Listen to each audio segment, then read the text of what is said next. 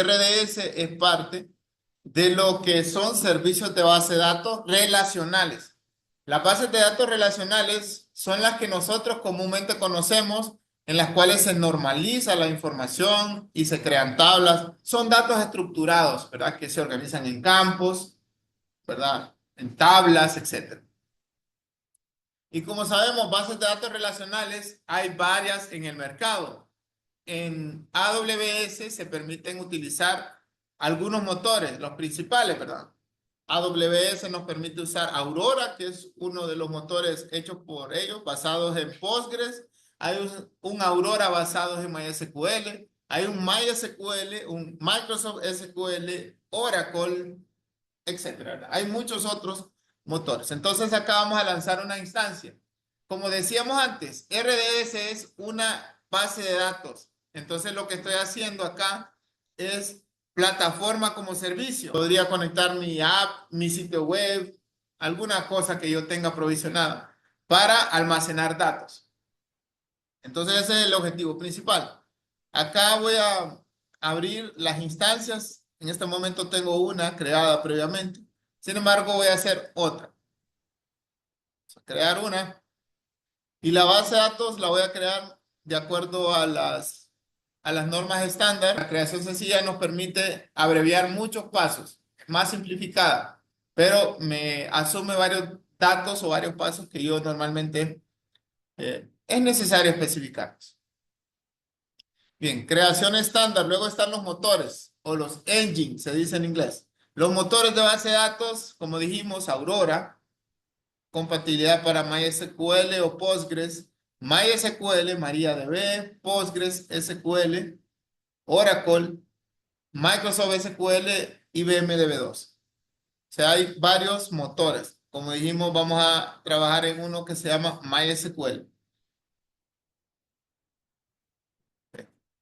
Luego está la edición, es community, ¿verdad? La edición comunidad. Luego me dice acá el motor de base de datos, es el que está seleccionado, es el último, la última versión. ¿Qué plantillas quiero elegir?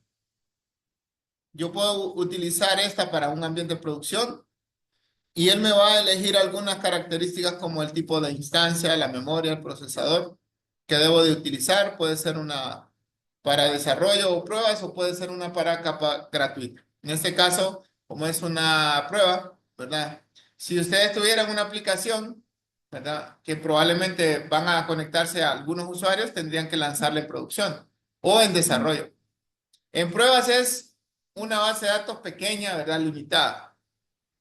Sin embargo, eso no restringe de que una base de datos que se cree en la capa gratuita, esa es la ventaja de la nube, que yo puedo escalar, ¿verdad? Yo puedo ir a otro tipo de instancia y asignarle más recursos. Disponibilidad. Aquí ya no me permite, como yo elegí capa gratuita, como decimos, hay una plantilla y ya varias opciones se deshabilitan. Es una base de datos única. El nombre, ¿cómo lo vamos a llamar?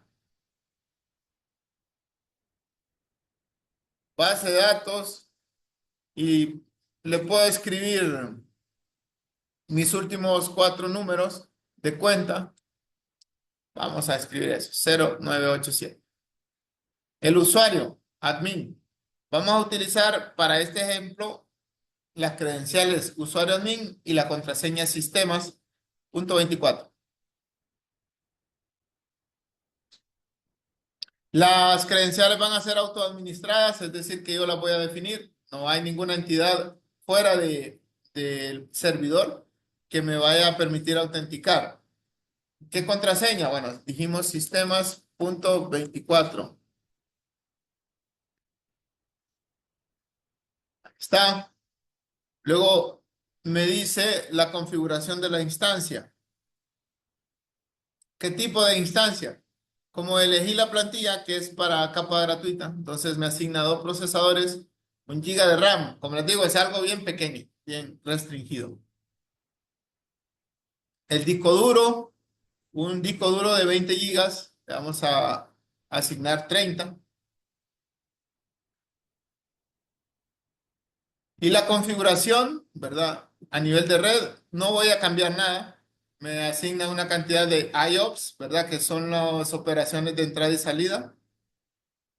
Un rendimiento de salida y de entrada de 125 megabits por segundo, ¿verdad? Es algo considerable, ¿verdad? Aquí está, si yo la quisiera pegar a una instancia S2, ¿verdad? Para asociarla a ese recurso, en este caso no se va a conectar. También está el VPC, que es la red privada virtual, no la asigno, la voy a dejar por defecto. Bien, hay otros datos, subredes, dejo por defecto. Acceso público, aquí es importante que seleccionen sí, ¿verdad? Entonces va a permitir que desde afuera de la red de AWS se puedan conectar. Es decir, yo en mi sitio donde estoy ahora me puedo conectar hacia mi instancia de nube, ¿verdad? Porque si le dan no, solo me voy a poder conectar desde los servidores dentro de la red de AWS o dentro del segmento que yo tengo asignado. ¿Ok? El firewall lo dejo así abierto, la zona y dejamos todos los demás datos. ¿Ok? Autenticación con contraseña. ¿Verdad? Ya sabemos que el usuario es admin, la contraseña es la que yo definí. Supervisión, todos estos datos los voy a dejar por defecto. Yo solo los estoy mostrando, copias de seguridad, solo los estoy mostrando. Cifrado, mantenimiento, para versiones. Y aquí al final pues ya me da un costo estimado de cuánto me va a costar esa instancia, ¿verdad? La capa gratuita por lo general dice son 750 horas al mes y eso corre en la capa gratuita, ¿ok? Por el tipo de instancia. Ya cuando ustedes asignan una instancia de más recursos, con más memoria, más disco, entonces le va a generar un costo adicional. Hay que esperar porque bueno, voy a cerrar esto. Hay algunos complementos, dice, puedo hacer un clúster, puedo hacer un proxy, bueno, eso todavía no lo voy a utilizar. Vamos a refrescar y ahí está en status creando. Voy a abrir acá un documento. Entonces hay datos que se tienen que respetar. Motores de bases de datos admitidos: Amazon Aurora, Oracle, Microsoft, SQL, MySQL, Postgres y MariaDB. Por ejemplo, acá no está DB2, ¿verdad? El otro motor que aparece ahí. Tipos de instancias: nano, micro, pequeña y mediana. ¿Ok? Los almacenamientos, puedo elegir hasta 100 gigas en discos de estado sólido GP2. Bien, ya están los pasos finales para la creación de la base de datos. Hasta que ya esté en estatus disponible, me voy a poder conectar. Sin embargo, vamos a explicar cómo me voy a conectar. Este solo es el motor de base de datos. Yo tengo que tener un programa para conectarme y poder crear la base de datos. Vamos a ver MySQL Workbench. Y yo lo voy a descargar, ¿verdad? Aquí dicen las características. Es como una ventana de comandos. Yo me podría conectar con consola y con comandos, ¿verdad? A ejecutarlos, pero es mucho más fácil hacerlo desde este programa. Voy a descargarlo y aquí me dice versión para Windows y doy descarga, mide casi 42 megas. Y aquí me dice si me quiero registrar o doy no gracias. Voy a ir a las descargas. Y una vez que se descargue, todo lo que voy a aceptar es, bueno, aquí me está diciendo que ya lo tengo, ¿verdad? Pero vamos a dar Modify. Y todo lo que yo seleccione es lo que por defecto me sugiere. No cambio ninguna configuración. Y ahí va. Entonces, hay que tener permisos de administrador para instalarlo.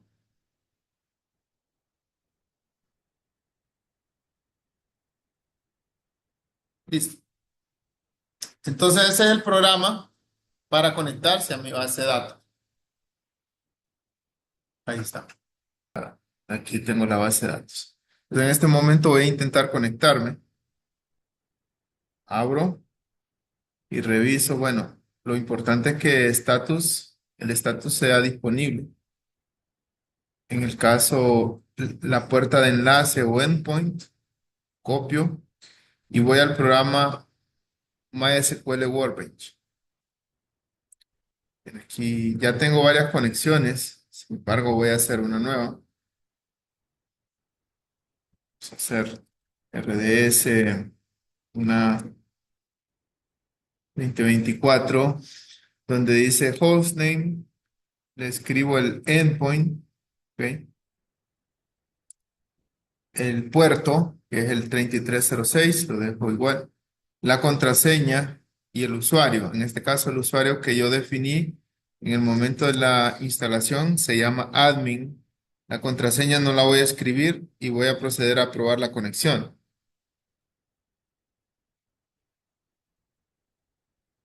Bien, probablemente acá no se conecte.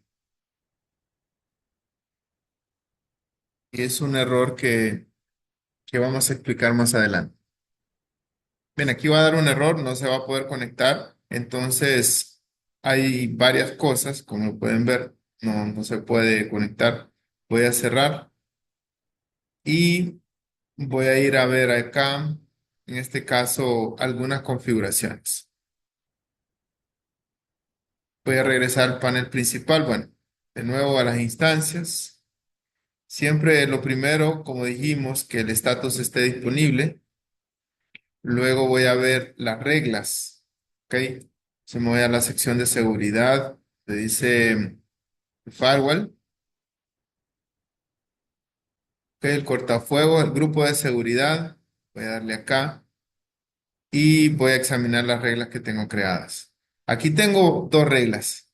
Hay que ver que hay reglas de salida y reglas de entrada. En este caso, las reglas de salida, pues todo el tráfico se permite. No hay ninguna restricción. Pero en las reglas de entrada sí tenemos que controlar el tráfico. Voy a editar las reglas de entrada para que veamos un dato. Bueno, yo ayer me conecté desde otros lugares, en este caso otras redes, desde mi casa, desde otro punto en la universidad y tengo mapeadas ciertas IP, pero lo primero es saber con qué IP estoy saliendo. Entonces, para eso voy a un sitio web y escribo what is my IP. Entonces puedo darle clic acá al link y puedo observar cuál es la IP con la que estoy saliendo en este momento. Entonces voy a proceder a revisar cuál es la IP que estoy trabajando y en este caso ustedes pueden ver que es esta IP.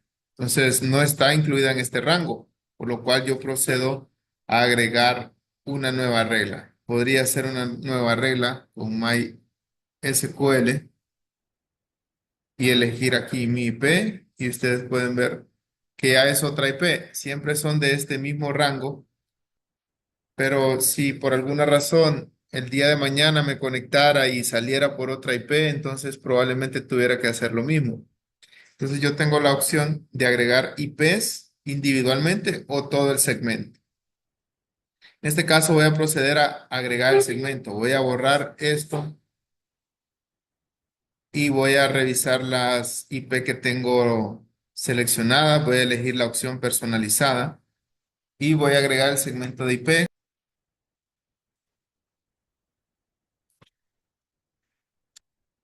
y agrego 8.0, ¿verdad? Y la máscara que agrego es la pleca 24. La pleca 24 quiere decir que van a acceder todo el rango. Entonces, vamos a escribir universidad. RDS, todo el rango estoy agregando. Entonces, procedo a guardar la regla. ¿Ok? Y de nuevo voy a MySQL. Voy a editar las conexiones. Voy a crear una nueva.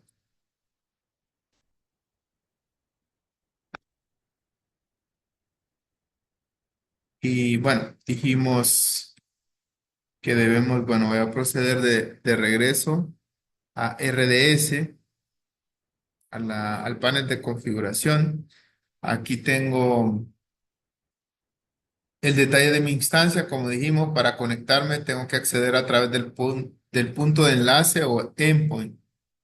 Ok, copio el punto de enlace y lo escribo acá donde dice hostname. El puerto ya lo tenemos, 3306. El usuario es admin. Ok, y voy a proceder a probar la conexión. Ahí ya me está respondiendo. Voy a decir el password, lo indico de acuerdo a lo que definí en el momento de la instalación y me procede a conectar, ¿verdad? Aquí ya dice que se estableció de forma satisfactoria.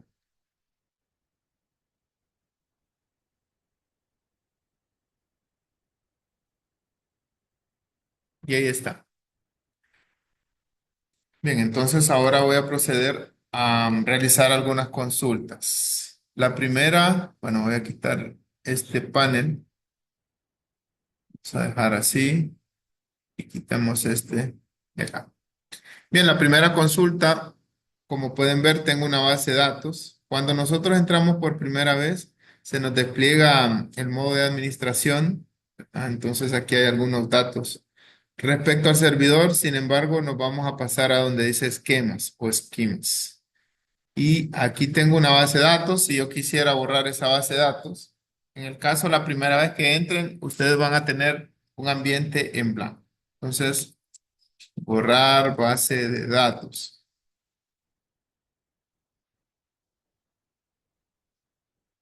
Voy a hacer un comentario y cierro con asterisco pleca y digo drop database y le escribo el nombre.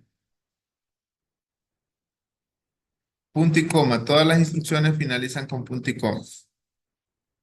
Voy a ejecutarla y aquí se ejecutó y ya no tengo la base de datos. Puedo refrescar acá y ver si mi sentencia fue correctamente ejecutada. Bien, ahora voy a crear la base de datos.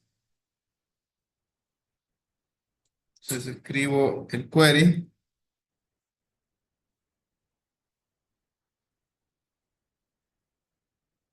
escribir create database y le vamos a llamar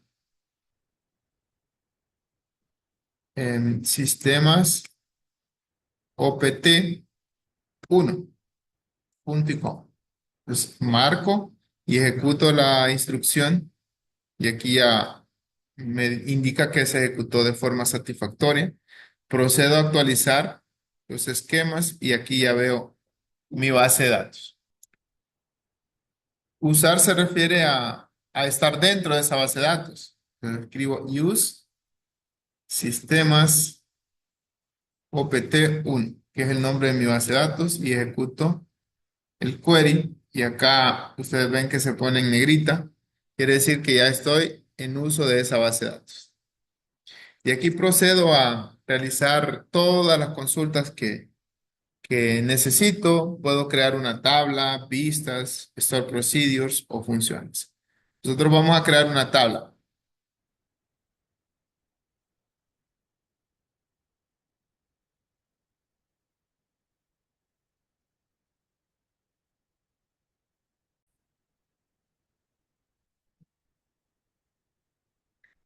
Bien, ahora vamos a crear la tabla.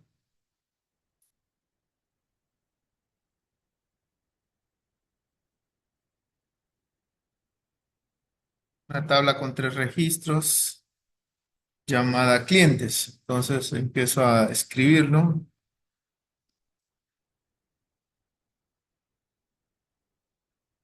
Clientes. Y acá defino la llave.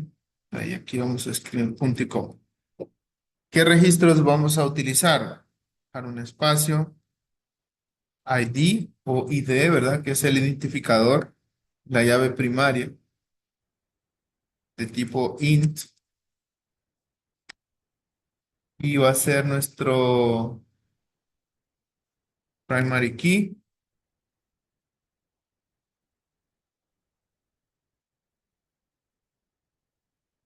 Lo vamos a definir como autoincremento. Quiere decir que este registro, él solo va a incrementar, ¿verdad? No hay que especificarlo. Ya vamos a ver cómo funciona esto. Luego el nombre, El siguiente registro. Crear un poco esto. Este va a ser de tipo, darle espacio. Varchar es otro tipo. In es entero, varchar es alfanumérico de 50 posiciones y le vamos a especificar not null. Quiere decir que no admite nulos. Vamos a hacer un poco más acá. Luego escribimos el siguiente campo, es email, y también es un varchar de 70 posiciones y es not null. Bueno, ahí no dejamos con. Cerramos, ahí está. Y tenemos nuestra consulta, marcamos todo y lo ejecutamos. Y ya me indicó que lo ejecutó de forma satisfactoria. Voy a refrescar mi esquema y ahora veo que tengo una tabla que se llama cliente que tiene los campos ID, nombre e email, ¿verdad? Que es lo que acabo de hacer. Bien, enseguida voy a empezar a insertar datos. O sea,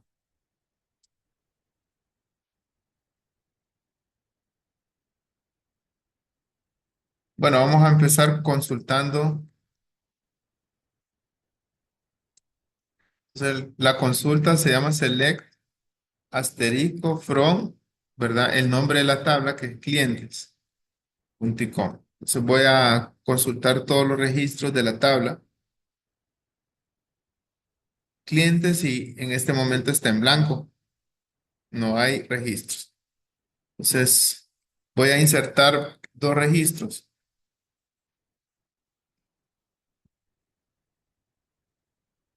La palabra reservada es insert into y luego el nombre de la tabla, clientes, y luego los campos que voy a insertar. En este caso, recordemos que clientes tiene tres campos, ID, nombre e email. Pero dijimos en el principio que ID era autoincremental.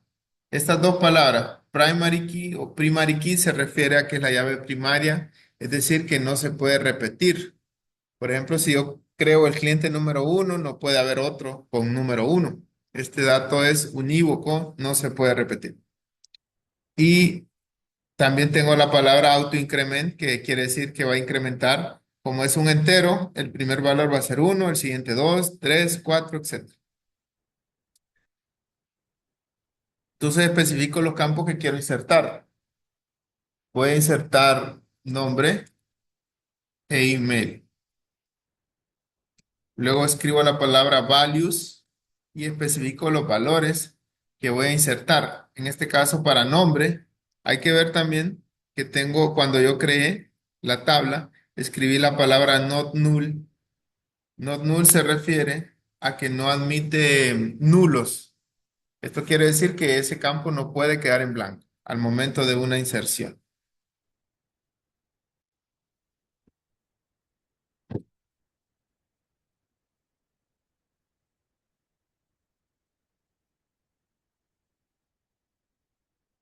Bien, entonces eso es lo que les mostraba, la palabra not null. Y entonces especifico, y aquí hay que ver también el tipo de campo. Cuando son bachar, tienen que ir entre apóstrofes o comillas sencillas. Cuando es int, va sin comillas, es un solo número. O sea, ¿a qué se refiere esto? Nombre varchar, entonces especifico entre apóstrofes el nombre. En el ejemplo voy a escribir Laura, Laura Pérez. Y luego está coma. El siguiente campo también es varchar. Entonces escribo doble comilla, perdón, dos apóstrofes y especifico L Pérez arroba una punto L. Ok, aquí tengo el primer registro. Voy a ejecutar esta consulta. Y aquí también se ejecutó de forma correcta. Voy a correr esta otra consulta para consultar los datos, valga la redundancia, y puedo ver qué es lo que hay. Ya tengo un registro. Voy a agregar otro registro. Para hacerlo, simplemente voy a copiar esta línea y la voy a modificar. ¿Ok? Esta parte va lo mismo, lo único que cambia son los valores. Voy a ingresar otro valor, Ana, escribir Ana García, Ana.García, arroba una. Y ejecuto el query.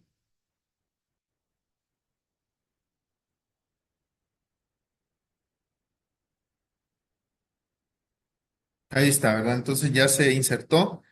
Hago de nuevo la consulta y vean que ya tengo otro registro. Los últimos dos queries, estos son parte del CRUD, ¿verdad? De las rutinas de actualizar, insertar, modificar y consultar datos. Entonces ahora voy a actualizar un dato. O por ejemplo, vamos a hacer algo. Cuando yo ejecuto esta consulta que dice select asterisco from clientes, ya vimos que me devuelve todo lo que hay en la tabla. Pero si yo solo quisiera consultar un cliente, tendría que hacer lo siguiente. Select asterisco o podría escribir, especificar los nombres de los campos como ID, nombre, email. Eso como cuando yo escribo asterisco estoy refiriéndome a todos los campos que hay en la tabla. From clientes. Y aquí agrego la consulta o la palabra reservada where. Where significa como una condición. Entonces aquí solo lo que cumpla, lo que viene adelante va a consultar. Entonces, donde ID sea igual a 2, punto y coma. Entonces, ¿qué me va a devolver aquí? Solo lo que haya coincidencia donde el campo ID sea igual a 2. Entonces ejecuto. Y aquí me debería solo mostrar un registro, ¿verdad? Que es el que tiene asociado el ID 2. Esto es importante para lo siguiente que vamos a hacer. Vamos a hacer una consulta de actualización. Ok, vamos a escribir update, clientes, set email, que es el campo que quiero actualizar, igual a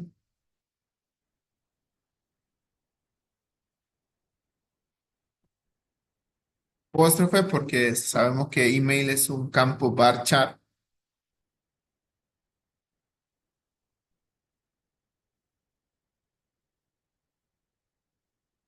Laura.Pérez arroba a punto h. Y agrego la cláusula where para condicionar que solo ese registro sea afectado, donde ahí dice igual a 1.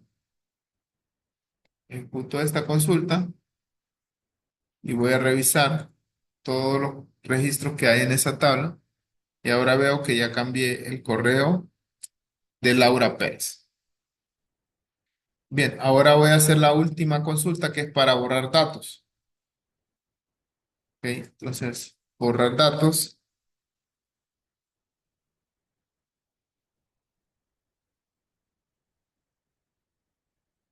sería la palabra reservada, usamos delete from clientes.